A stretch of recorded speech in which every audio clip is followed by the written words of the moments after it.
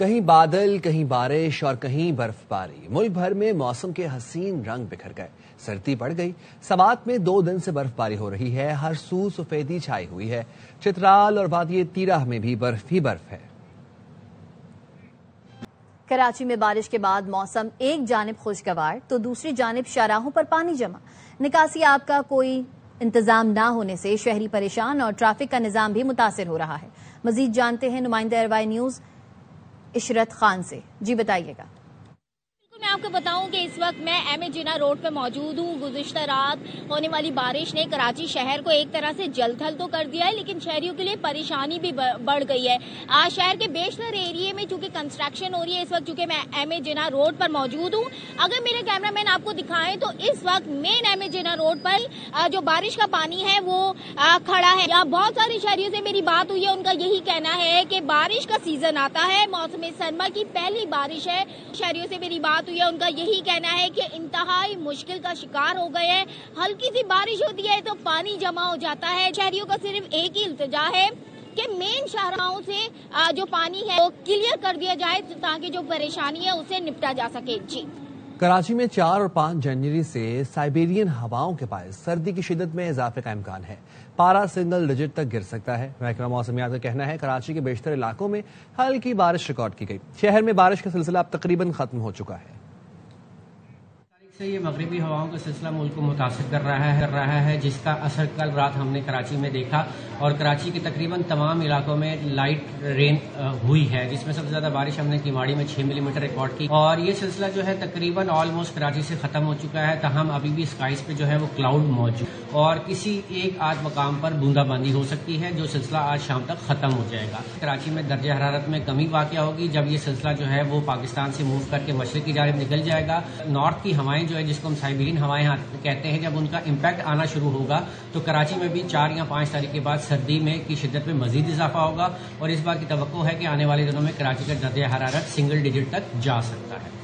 کراچی میں double decker buses service کا دوبارہ آغاز ہو گیا ہے۔ سینئر صوبائی وزیر شرجیل انعام میمن اور صوبائی وزیر ناصر حسین شاہ نے افتتاح کیا۔ تجرباتی بنیاد پر شارع فیصل پر بسز چلائی گئیں۔ مزید جانتے ہیں علی حسن سے۔ جی علی۔ ڈبل ڈیکر بسیں جو کہ آج تجرباتی طور پر شہر کراچی کی جو مین شاہراہ ہے اس پر نظر آئیں گی اور پھر کل سے باقاعدہ طور پر اپنی خدمات انجام دیں گی۔ یہ بسیں کیسی ہیں، کیا کیا سہولیات اس میں موجود ہیں اور کتنی کیپیسٹی رکھتی ہیں، چل کے ہم اندر جا کے دیکھتے ہیں کہ اس کا انٹیریئر کیسا ہے۔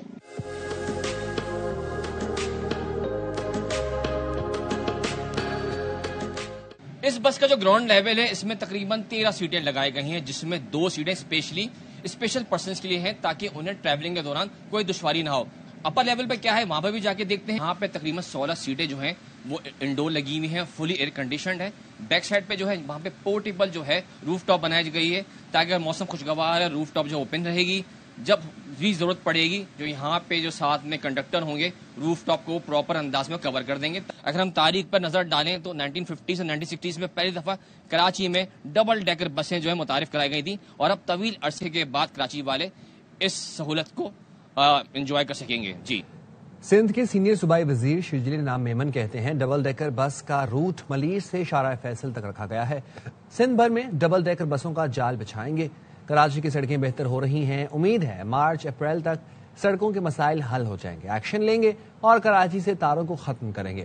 ای وی بسز بھی لا رہے ہیں، پنک سکوٹیز کا بھی دوسرا فیز لے کر آ رہے ہیں۔ وزیر اعلیٰ سندھ مراد علی شاہ کہتے ہیں کراچی میں جدید بس سروس کا آغاز خوش آئند ہے۔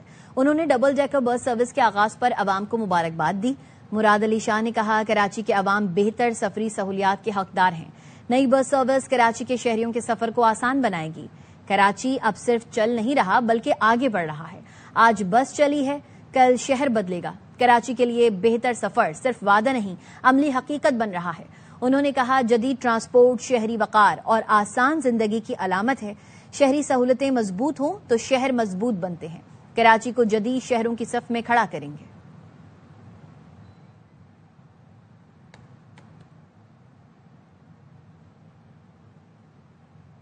ایم کیو ایم پاکستان کے رہنما فاروق ستار کا کہنا ہے اورنج لائن میں 10% لوگ بھی سفر نہیں کرتے، گرین لائن کو مکمل ہونے نہیں دیا جا رہا ہے۔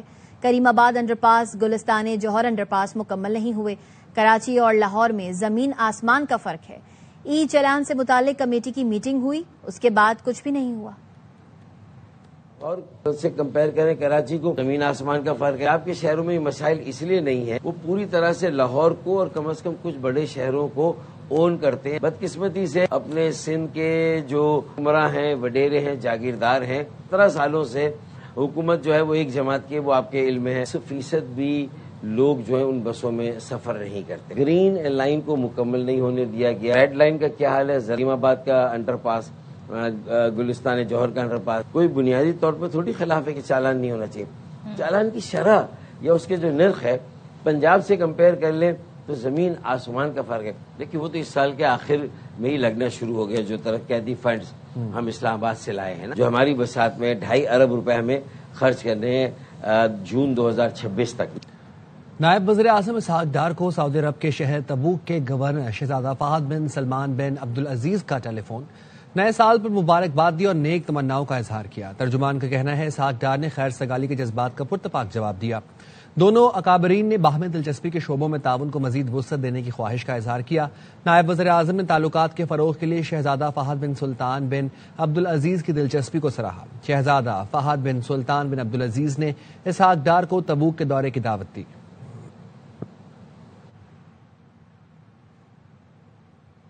چین نے پہلی بار حالیہ پاک بھارت تنازع میں ثالثی کا کردار ادا کرنے کی باضابطہ تصدیق کی ہے.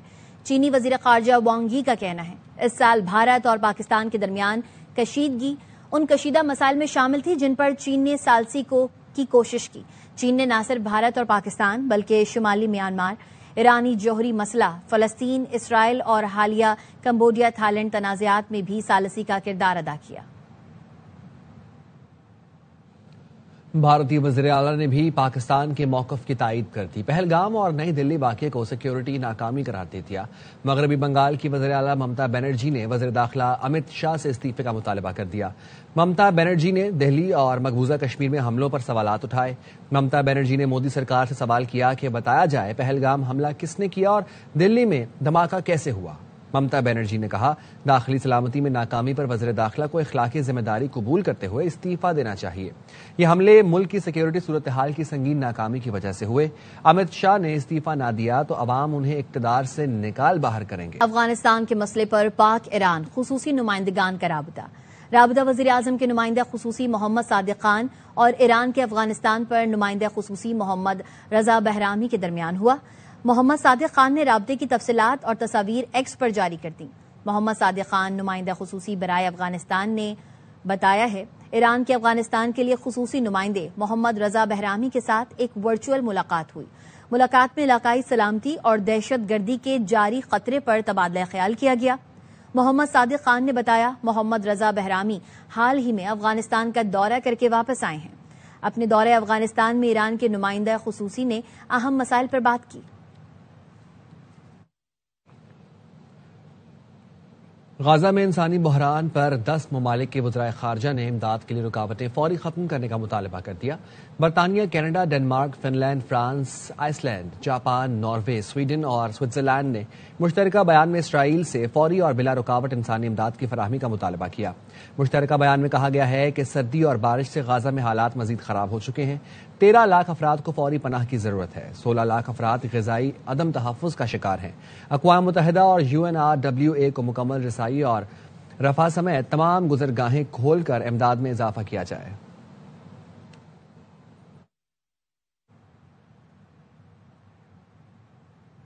وزیر داخلہ محسن نقوی کی زیر صدارت نیشنل پولیس فاؤنڈیشن میں اجلاس. محسن نقوی نے ادارے کو خسارے سے نکال کر سرپلس میں لانے پر پوری ٹیم کی کارکردگی کو سراہا. محسن نقوی نے کہا نیشنل پولیس فاؤنڈیشن کو پولیس ملازمین کی فلاح و بہبود کے لیے انتہائی فعال اور متحرک ادارہ بنانا ہے. انہوں نے نیشنل پولیس فاؤنڈیشن کے وسائل میں مزید اضافے کے لیے جامع پلان طلب کر لیا. اجلاس میں نیشنل پولیس اکیڈمی میں زیر تربیت ASPs کو ہر سال آسان اور کم اقساط پر پلاٹس کی فراہمی اور ملک بھر سے ہر سال 10 انسپیکٹرز, سب انسپیکٹرز اور ASI کو اسکالرشپ پر پولیس سے متعلق کورسز کے لیے بھیجنے کا فیصلہ کیا گیا. اجلاس میں ہر سال 5 SP, SSP رینک افسران کو AI ڈگری کے لیے اسکالرشپ پر بیرون ملک بھجوانے کا بھی فیصلہ کیا گیا. ماہانہ فیول ایڈجسٹمنٹ کی مد میں بجلی 72 پیسے فی یونٹ سستی ہونے کا امکان۔ نیپرا میں آج سینٹرل پاور پرچیزنگ ایجنسی کی ماہانہ فیول ایڈجسٹمنٹ کی درخواست پر سماعت ہوگی۔ سماعت کا احوال ہمیں بتائیں گے علیم ملک۔ علیم بتائیے گا۔ جی، بجلی صارفین کے لیے یقین طور پر ایک اچھی خبر ہے، کیونکہ ماہانہ فیول ایڈجسٹمنٹ کی مد میں آج سماعت ہوگی۔ اس میں اگر تو جو درخواست کی گئی ہے وہی اگر نیپرا اس کی منظوری دے دیتی ہے نیپرا اتھارٹی، تو 72 پیسے فی یونٹ بجلی سستی ہونے کا امکان ہے۔ یہ جو کمی ہے یہ ماہانہ فیول ایڈجسٹمنٹ کی مد میں درخواست پر کی گئی تھی۔ اس میں یہ بتایا گیا تھا کہ نومبر میں جو بجلی کمپنی ہے ان کو 7,81,30,00,000 یونٹ بجلی فراہم کی گئی، اور بجلی کی جو فی یونٹ لاگت تھی وہ اس وقت 6 روپے 16 پیسے فی یونٹ رہی تھی۔ نومبر میں اگر بات کریں تو پانی سے 39.16% بجلی پیدا کی گئی، جبکہ درآمدی کوئلے سے 5.06 اور گیس سے 8.44% بجلی پیدا کی گئی۔ اس عرصے میں جو جوہری ایندھن ہے، جو نیوکلیر پاور پلانٹ ہے، ان سے 25.23% بجلی پیدا کی گئی ہے۔ دیکھنا یہ ہے کہ سماعت آج ہوگی، سماعت کے بعد نیپرا کتنا جو ریلیف ہے وہ عوام کو منتقل کرتا ہے، تاہم اس کا حتمی فیصلہ نیپرا سماعت کے بعد ہوگا۔ جی بہت شکریہ۔ پاکستان سٹاک مارکیٹ میں آج ملا جلا رجحان دیکھا جا رہا ہے۔ ابتدا میں زبردست تیزی دیکھی گئی۔ مارکیٹ کھلتے ہی انڈیکس نے 1,75,000 کی سطح عبور کر لی۔ انڈیکس میں 760 پوائنٹس تک اضافہ دیکھا گیا۔ کریکشن کے بعد انڈیکس منفی ہو گیا، پھر 91 پوائنٹس اضافے سے 1,74,564 پر ٹریڈ کر رہا ہے۔ اسٹاک ماہرین کا کہنا ہے منافع کے حصول پر حصص کی فروخت کا رجحان دیکھا جا رہا ہے۔ متحدہ عرب امارات نے نئے سال کی خوشی میں نجی شعبے میں کام کرنے والوں کی تنخواہوں میں بڑے اضافے کا اعلان کر دیا۔ 1 جنوری 2026 سے کم از کم تنخواہ 6,000 درہم مقرر کر دی۔ 30 جون تک تنخواہیں نہ بڑھانے والوں کے خلاف 1 جولائی سے تادیبی کارروائی کی جائے گی۔ اماراتی وزارت انسانی وسائل نے بتایا یہ نئے قوانین ورک پرمٹ کے اجرا، تجدید اور ترمیم کے تمام عمل پر لاگو ہوں گے۔ تنخواہوں میں اضافے کے حوالے سے آجر کو سمارٹ ایپ ایپلیکیشن اور دیگر سروس چینلز کے ذریعے خودکار پیغامات بھیجے جائیں گے۔ تنخواہ میں اضافہ نہ کیا گیا تو 1 جنوری سے 6,000 درہم سے کم تنخواہ والے ملازمین کے ورک پرمٹ نئے، تجدید یا ترمیم شدہ کے لیے کوئی درخواست جاری یا پروسیس نہیں کی جائے گی۔ وکلاء کی FIR درج نہ کرنے پر سندھ بار کونسل اور کراچی بار ایسوسی ایشن کی کال پر ہڑتال ہے، جس سے عدالت آنے والے سائلین پریشان ہیں۔ تفصیلات جانیں گے پھر نمائندے اصغر عمر سے۔ جی، اس وقت ہم موجود ہیں سٹی کورٹ میں کہ جہاں وکلاء کی جانب سے ہڑتال کا اعلان کیا گیا، اور آج کی ہڑتال کا پس منظر یہ ہے کہ 29 دسمبر کو یوٹیوبر رجب بٹ یہاں آئے تھے، ان کی وکلاء سے تلخ کلامی ہوئی اور پھر ان پر تشدد کیا گیا۔ انہوں نے اس کی FIR وکلاء کے خلاف درج کرائی ہے، لیکن وکلاء کا کہنا ہے کہ ان کا موقف غلط ہے۔ وکلاء کی جانب سے بھی ایک FIR درج کی جائے، لیکن سٹی کورٹ پولیس کی جانب سے وکلاء کی چونکہ FIR درج نہیں کی گئی ہے، اس لیے وکلاء بطور احتجاج یہاں پر یہ ہڑتال کر رہے ہیں۔ اور اس وقت صورتحال یہ ہے کہ سٹی کورٹ کے احاطے میں داخل ہونے والے تمام دروازوں کو بند کیا جا چکا ہے وکلاء کی جانب سے، اور جیل سے کوئی کسٹڈی بھی یہاں پر نہیں آئی ہے، ملزمان کو ریمانڈ کے لیے پیش نہیں کیا گیا ہے۔ وکلاء کی جانب سے کہنا ہے کہ لیکن یہ ہڑتال جو کی گئی ہے وہ بھی اس لیے کی گئی ہے کہ یہاں پر یہ FIR درج کر کے وکلاء کو ہراساں کیا گیا ہے اور لیگل برادری کو دھمکی دی گئی ہے، وہ اس لیے یہ ہڑتال کر رہے ہیں۔ صادق آباد میں پل سمدانی کے قریب پولیس اور ڈاکوؤں کے درمیان فائرنگ کے تبادلے میں 2 ڈاکو ہلاک اور 2 فرار ہو گئے۔ ASP صادق آباد کے مطابق ڈاکوؤں سے اسلحہ اور چھینی گئی موٹر سائیکل برآمد ہوئی۔ پولیس نے علاقے میں مفرور ڈاکوؤں کی تلاش شروع کر دی۔ لاہور پولیس نے آن لائن کار سروس کے ذریعے پیٹرول پمپ سے ڈیزل لوٹنے والے 4 رکنی گروہ کو گرفتار کر لیا۔ بابر خان ہمیں تفصیلات بتائیں گے۔ بابر بتائیے گا۔ دیکھیں جی، Quaid Azam district state police نے ان ڈرائیو ایپ کے ذریعے ڈیزل کی لوٹ مار میں ملوث گروہ کو گرفتار کر لیا ہے۔ ملزمان ان ڈرائیو ایپ کے ذریعے لوڈر رکشے بک کرواتے تھے۔ ملزمان رکشوں میں لوڈ ڈرموں میں ڈیزل بھروا کر بہانے سے روانہ کرتے تھے۔ ملزمان خود باتھ روم کے بہانے موقع سے رفو چکر ہو جاتے تھے۔ ملزمان کی شناخت محمد عقیل، محمد طیب، ذاکر حسین، محمد بلال اور محمد نعمان کے نام سے ہوئی ہے۔ ملزمان سے نقدی، موبائل، پستول، میگزین اور دیگر سامان برآمد ہوا ہے۔ ملزمان اب تک 2 پیٹرول پمپ مالکان کو چکمہ دے کر لاکھوں کا ڈیزل لے جا چکے ہیں۔ ملزموں کے دیگر ساتھیوں کی گرفتاری کے لیے بھی چھاپے مارے جا رہے ہیں۔ جی بہت شکریہ۔ کراچی میں ای چلان سے بچنے کے لیے جعلی نمبر پلیٹ لگانے کا انکشاف۔ 27 دسمبر کو گورنر ہاؤس کے قریب ہیلمٹ نہ پہننے پر شہری طلحہ احمد کو ای چلان موصول ہوا۔ جس موٹر سائیکل کا چلان ہوا وہ شہری کے گھر پارکنگ میں کھڑی تھی۔ متاثرہ شہری کا کہنا ہے کہ ای چالان میں نظر آنے والا شخص اور موٹر سائیکل اس کی نہیں۔ ٹریفک پولیس کا کہنا ہے کہ متاثرہ شہری ای چالان پر دیے گئے ہیلپ سینٹر پر رابطہ کر سکتا ہے۔ رابطے کے بعد ای چالان کینسل، قصوروار کے خلاف کارروائی کی جائے گی۔ 2025 میں بھی صحت کے شعبے کے مسائل حل نہ ہو سکے، مرض بڑھتے گئے، مریض نجی اسپتالوں اور لیبارٹریز سے لٹتے رہے، صحت کا سرکاری شعبہ اقدامات کے باوجود عوام کے لیے بڑی تبدیلی نہ لا سکا۔ دیکھتے ہیں جہانگیر خان کی رپورٹ۔ 2025 بھی شعبہ صحت میں کوئی بڑی تبدیلی نہ لا سکا۔ یونیورسل ہیلتھ کوریج کے لیے حکومتی اصلاحات کے باوجود شہری تشخیص اور علاج کے لیے نجی شعبے کے رحم و کرم پر رہے۔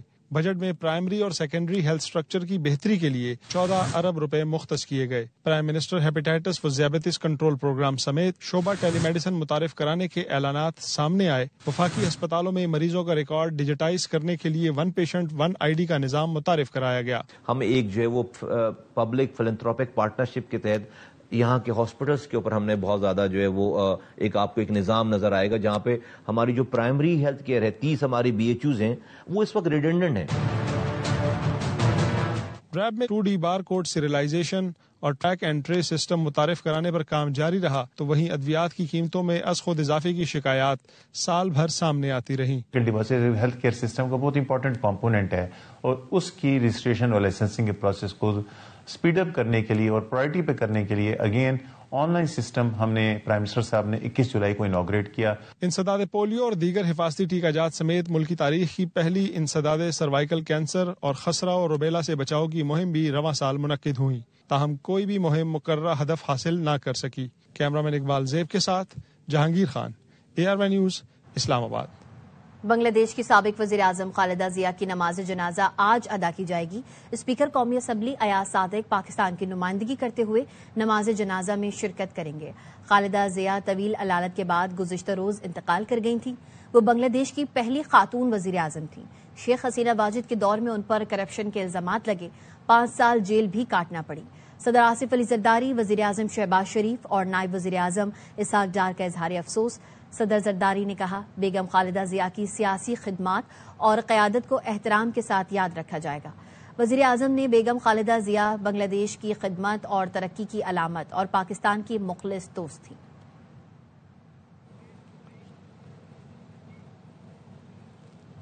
افغان جریدہ ہشت صبح نے طالبان کی علم دشمن پالیسیاں ایک بار پھر بے نقاب کر دیں۔ جریدے کے مطابق افغان طالبان نے 670 سے زائد یونیورسٹی کی نصابی اور سینکڑوں عوامی کتب پر مکمل پابندی عائد کر دی۔ طالبان نے انسانی حقوق، جمہوریت، انتخابی نظام اور آئینی قانون کی تعلیم پر پابندی عائد کر دی ہے۔ سوشیولوجی، فلسفہ اخلاق بھی نصاب سے نکال دیے ہیں، جبکہ خواتین اور ایرانی مصنفین کی کتب بھی ممنوعہ فہرست میں شامل ہیں۔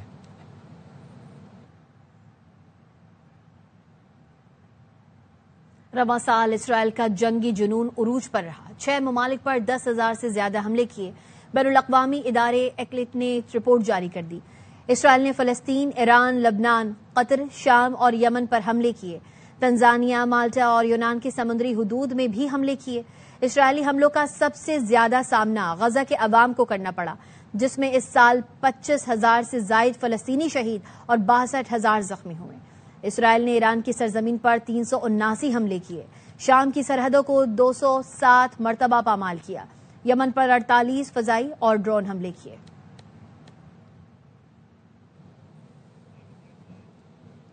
ترکی میں دہشت گردی کا منصوبہ بنانے والے داعش کے 6 دہشت گردوں کے ہلاک اور 357 کو گرفتار کر لیا گیا۔ دہشت گردی کا منصوبہ بنا رہے تھے۔ ترک وزیر داخلہ نے بتایا کہ آپریشن میں 3 پولیس اہلکار شہید ہوئے۔ داعش نیٹ ورک کے خلاف 12 صوبوں میں آپریشن کیا گیا۔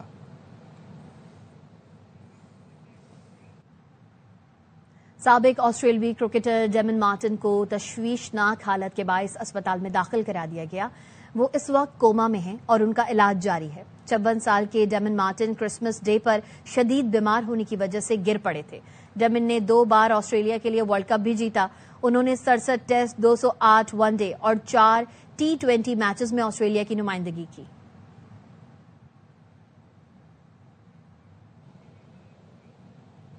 اٹلی میں 2 کیبل کارز کے ٹکرانے سے 4 افراد زخمی ہو گئے۔ کیبل کار سے 100 افراد کو ہیلی کاپٹر کی مدد سے بحفاظت ریسکیو کر لیا گیا۔ حکام کے مطابق کیبل کارز 1962 میں نصب کی گئی تھیں، جبکہ 2 سال پہلے ان میں نئے انجنز کی تنصیب کی گئی تھی۔ پرو ہاکی لیگ کے دوسرے مرحلے کے لیے پاکستانی ٹیم کے ممکنہ کھلاڑیوں کا کیمپ 5 جنوری سے شروع ہوگا۔ دوسرے مرحلے میں پاکستانی ٹیم آسٹریلیا میں 4 میچ کھیلے گی۔ کیمپ کے لیے 25 کھلاڑیوں کو مدعو کیا جائے گا۔ پہلے مرحلے میں پاکستانی ٹیم کو 4 میچ میں شکست ہوئی تھی۔ دبئی میں Olympic gold medallist Arshad Nadeem کی صدر فیفا سے ملاقات۔ جیانی انفینٹنو نے گولڈن بوائے جیولن تھرو کے متعلق پوچھا۔ ارشد نے بتایا فائنل میں 92 میٹر کی ریکارڈ تھرو کی تھی، اب اس ریکارڈ کو توڑنا ہے۔ انفینٹنو نے ارشد کے لیے نیک خواہشات کا اظہار کیا، تصویریں بھی بنوائیں۔ اور اب ٹیک اپڈیٹ۔ بیجنگ میں آرکیسٹرا کو ہدایت دینے والے انسان نما روبو نے سب کو حیران کر دیا۔ تقریب میں انسان نما روبو نے شائقین کو نئے سال کی مبارکباد دی۔ زین نامی روبو نے آرکیسٹرا کے ذریعے مختلف دھنیں پیش کی۔ ریاض میں کھیل، تفریح اور فنون لطیفہ کے بڑے مرکز قدسیہ سٹی کا باضابطہ افتتاح ہو گیا۔ تھیم پارک توجہ کا مرکز بنا، جس میں دنیا کی سب سے بڑی رولر کوسٹر نصب کی گئی ہے۔ تھیم پارک کو آج سے لوگوں کے لیے کھولا جائے گا۔ ریاض کے گورنر شہزادہ فیصل بن عبدالعزیز سمیت اعلیٰ حکام نے افتتاحی تقریب میں شرکت کی۔ شاندار لائیو شوز پیش کیے گئے، جن میں سے جدید ٹیکنالوجی، موسیقی اور تخلیقی مناظر شامل تھے۔ کے لیے اتنا ہی۔ دیکھتے رہیں RY نیوز۔